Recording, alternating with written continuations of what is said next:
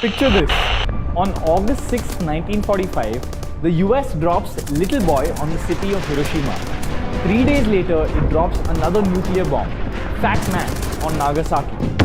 230,000 people were dead from the explosion, many more due to radiation. In the eyes of the world, Japan was finished, but within the next 5 years, Japan's economy was booming. And by 1980s, Japan was on its way to beat the US to become the next superpower.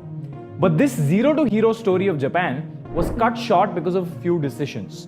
These decisions made more damage to Japan than the nuclear bombs, leading to 20 years of economic stagnation, a period Japanese called Ushinawareta Nijunen, or the lost decades.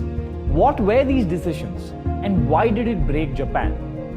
Let's start in the 1980s when Japan was exporting automobiles.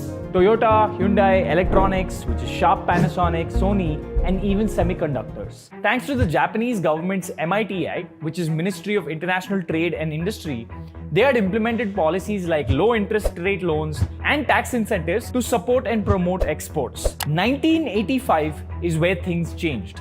Japan and 4 other industrialized nations met at New York's Plaza Hotel and signed an agreement to devalue the dollar. These countries felt that the USD was overvalued and their own currencies were undervalued, so Japan and others sold their US dollar reserves. This had 3 consequences for Japan.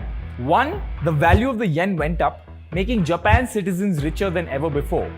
2, the exports from Japan reduced and imports increased. And 3, because exports reduced, GDP growth reduced by half, from 10% to 5%. Looking at this, the government lowered interest rates, which gave people cheap loans. People invested money recklessly for 5 years.